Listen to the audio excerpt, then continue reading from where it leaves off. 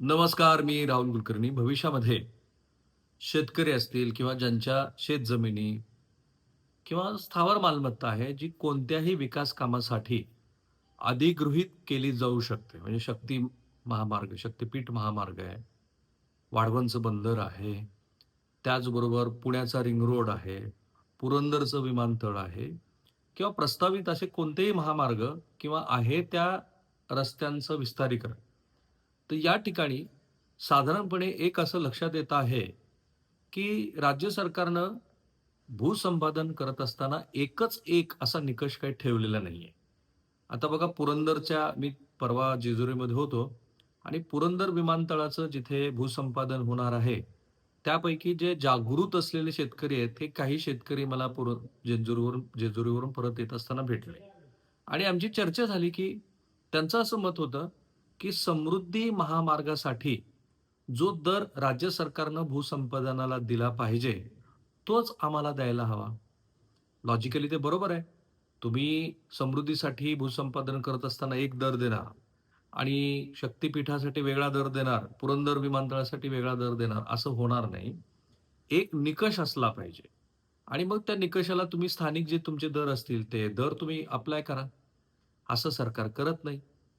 ते करत असताना जे कोणी राज्य सरकारमधले अधिकारी असं धोरण ठरवतात आणि ज्याला कोणी राजकीय नेते, महसूल मंत्री किंवा तत्सम विभागाचे नेते अ, ते त्याला मान्यता देतात, तेव्हा त्याच्या मागचं लॉजिक कळत नाही आणि ते कोर्टाला पण कळलं नाही. म्हणून एक महत्त्वाचा निर्णय बॉम्बे हायकोर्टानं दिलेला आहे. हा असा निर्णय आहे, की जो भविष्यातल्या प्रत्येक भूसंपादनासाठी मार्गदर्शक म्हणून ठरेल.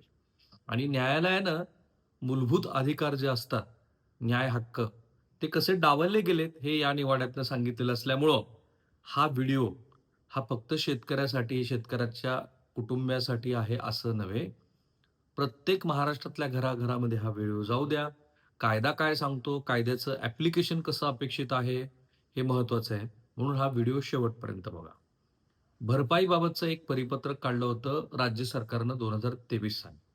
साधारणपणे मला असा अंदाज येतो आहे, की ते परिपत्रक काढण्यामागची भूमिका अशी असावी, की जालन्यामध्ये, छत्रपती संभाजीनगरमध्ये वानगी दाखल सांगतो किंवा बीड जिल्ह्यामध्ये जे भूसंपादन झालं, परभणी जिल्ह्यामध्ये फॉर दॅट मॅटर कारण ती गाजलेली प्रकरणं आहेत. एक वर्षभर आधी त्या ठिकाणी खूप मोठ्या प्रमाणामध्ये जमीन खरेदी-विक्रीचे व्यवहार झाले. ते व्यवहार नोंदवले गेले तुमच्या रजिस्ट्री ऑफिसला. पण त्याच्यामध्ये असं लक्षात आलं, की त्या व्यवहारात जे व्यवहार होऊन ज्या रकमा आल्यात, त्या आधीच्या वर्षापेक्षा खूप अधिकच्या आहेत. आणि म्हणून सरकारनं असं म्हटलं, की आम्ही अधिग्रहण करत असताना मागचं 1 वर्ष समजा 2025 ला तुम्हाला अधिग्रहण करायचंय. तर आम्ही 2024चं संपूर्ण वर्ष वगळून टाकू आणि त्याच्या आधीचे 3 वर्ष याची सरासरी घेऊन तुम्हाला भूसंपादनाचे दर निश्चित करून तसे पैसे देऊ. कोर्ट म्हणाला, "नाही चालणार असं." हे असं का म्हणालं? ते परिपत्रक काय होतं ते आपण नीट लक्षात घेऊ. भरपाईबाबतचं 2023चं परिपत्रक बॉम्बे हायकोर्टाने रद्द केलं. जमीन अधिग्रहणाविषयी उच्च न्यायालयाचा हा निकाल आहे आणि हा शेतकऱ्यांना दिलासा आहे असं मानलं जात आहे. का? राज्य सरकार आणि महाराष्ट्र राज्य रस्ते विकास महामंडळानं जमीन अधिग्रहणातील भरपाईबाबत 24 जानेवारी 2023 ला एक परिपत्रक काढलं. ते परिपत्रक काय होतं? तर जमीन अधिग्रहण करताना जमिनीचं बाजार मूल्य ठरवण्यासाठी ज्या दिवशी सरकारनं अधिग्रहणाची प्राथमिक नोटीस काढली, त्या दिवसापासून जवळचे 3 वर्ष आणि आधीचे खरेदी विक्री व्यवहार गृहीत धरावेत, अशी तरतूद 2013च्या कायद्यात आहे. पण 2023 ला जे परिपत्रक काढलं, त्यात सरकार असं म्हणतंय, की सर्व प्रकल्पातील संबंधित भूसंपादन अधिकाऱ्यांना प्राथमिक नोटीस निघाल्यापासून लगतचं 1 वर्ष वगळून त्या आधीचे 3 वर्षाचे खरेदी विक्रीचे व्यवहार लक्षात घेऊन मगच दर निश्चिती करा. आता याच्यात खूप चर्चा झाली. कोर्ट काय म्हणालं, की हे परिपत्रक जे आहे ना, ते परिपत्रक लागू करून पारित केलेल्या सर्व भूसंपादन निर्णय बेकायदा आणि शून्य ठरवलेत कोर्टाने. असं का म्हटलं कोर्ट? तर त्याचं कारण आहे, पुणे रिंग रोड प्रकल्पात जमीन गेलेल्या शेतकऱ्यांनी दाखल केलेल्या रिट याचिकेवरती न्यायमूर्ती जी.एस. कुलकर्णी आणि न्यायमूर्ती आरती साठे यांच्या खंडपीठानं निकाल हा दिलाय. शेतकरी संतोष बलकवडे आणि इतरांनी ॲडव्होकेट गौरव पोटणीस, ॲडव्होकेट अमृता खालकर आणि ॲडव्होकेट एकनाथ ढोकळे यांच्या मार्फत ही याचिका दाखल केली होती. राज्य सरकारनं काढलेले हे जे परिपत्रक आहे, हे शेतकऱ्यांची कायदेशीर लूट करणारे आणि भूमी अधिग्रहणाच्या बदल्यात योग्य मोबदला मिळण्याच्या हक्काचं उल्लंघन करणारे आहेत, असं न्यायालयाने म्हणत पुढं न्यायालय असंही म्हणालं, की नागरिकांना मालमत्ता धारण करण्याच्या घटनेनं दिलेल्या अधिकाराचं हे परिपत्रक उल्लंघन करणारं आहे आणि म्हणून आम्ही ते परिपत्रक रद्द करत आहोत. हे परिपत्रक शेतकऱ्याच्या हिताचं नाही आणि याच्यामध्ये ह्या परिपत्रकामध्ये घटनेच्या कोणत्या कलमाचा संदर्भ घेतला आहे?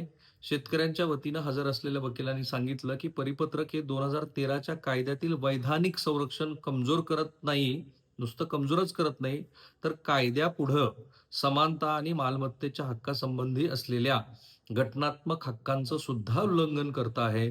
सर्वोच्च न्यायालय आणि विविध न्यायालयाचे अनेक जे निवाडे आहेत, ते दाखवत त्यांनी असं म्हटलं, की हे परिपत्रक वैधानिकदृष्ट्या चुकीचं असल्यामुळं ते रद्द करावं. मग न्यायालय असं म्हणालं, की 2013च्या कायद्यातील कलम 26(1) आणि कलम 11 हे नवं परिपत्रक त्याच्या विरोधात आहे. त्या जुन्या कायद्याप्रमाणे प्राथमिक अधिसूचनेच्या सलग 3 वर्ष विक्रीच्या व्यवहाराचा विचार करणं अनिवार्य आहे. अशा वैधानिक तरतुदींना केवळ कार्यकारी सूचनेद्वारे निष्प्रभ करता येणार नाही. There was a law. तो कायदा होता. तुम्ही एक परिपत्रक सिंपल काढलं आणि सांगितलं, की नाही, नाही, त्या आधीचा कायदा रद्द आहे. न्यायालय पुढे जाऊन असं म्हणालं, जर हे परिपत्रक अंमलात आणलं गेलं असतं, तर जमिनीचं बाजार मूल्य कृत्रिमरित्या कमी झालं असतं. कारण ठीक आहे, वर्षभरातले तुम्ही का गृहीत धरत नाहीत? वर्षभरात लोकांनी तेवढे पैसे दिले, तेवढा टॅक्स भरलाय तुम्हाला. तुम्हाला ते धरावं लागेल गृहीत आणि तुम्ही ते गृहीत धरत नाही त्याचा अर्थ तुम्ही कृत्रिमरित्या त्याचं बाजार मूल्य कमी करत आहात आणि म्हणून जमीन संपादन प्रक्रियेत न्याय व योग्य भरपाई देण्याच्या उद्देशानं हे बरोबर नाहीये आणि त्यामुळं हे परिपत्रक रद्द करून जो शेतकऱ्याच्या हिताचा भाग आहे, तोच तुम्हाला वापरायचा आहे. जरी हे परिपत्रक पुणे रिंग रोडच्या संदर्भामध्ये असलं, तरी जमीन भूसंपादन, पुनर्वसन व पुनर्स्थापनेसाठी योग्य भरपाई व पारदर्शक हक्क अधिनियम 2013 ज्याला अ, जो हा महत्वाचा कायदा आहे, त्याची पुनर्स्थापना झालेली असल्यामुळं, ह्या परिपत्रकामुळं केवळ एवढ्याच नाही, तर महाराष्ट्रातल्या भविष्यातल्या प्रत्येक भूसंपादनासाठी हा निवाडा आणि रद्द झालेलं परिपत्रक महत्वाचं असणार आहे. आणि म्हणून मी म्हटलं, की महाराष्ट्रातल्या प्रत्येक शेतकऱ्यांनी, प्रत्येक नागरिकांनी, प्रत्येक जमीनधारकांनी, प्रत्येक प्रशासकीय अधिकाऱ्यांनी, महसुलातल्या मंडळींनी, कृषी विभागातल्या मंडळींनी, नगर विकासच्या विभागातल्या मंडळींनी या न्यायालयाचा अभ्यास, निवाड्याचा अभ्यास करायला हवा, जो मी आता करून तुमच्यासमोर मांडलाय. तो का महत्वाचा आहे ते तुमच्या लक्षात आलंच असेल. त्यामुळं हा व्हिडिओ जर तुम्हाला तुमचं भूसंपादन होणार असेल, तुमच्या गावात भूसंपादन होणार असेल किंवा पूर्वी भूसंपादन झालं असेल, तर त्याच्यासाठी सुद्धा लागू होतो. कारण 2013 सालापासून जेवढं म्हणून भूसंपादन मधल्या ह्या परिपत्रकानंतर करण्यात आलेलं आहे, 2024च्या त्या परिपत्रकानंतर, ते सगळं नल अँड व्हाईट म्हणजे रद्द करण्यात आलेलं आहे. त्यामुळे अतिरिक्तचे पैसे मिळण्याचा शेतकऱ्यांना मार्ग मोकळा झालाय. थांबूया आपण इथे.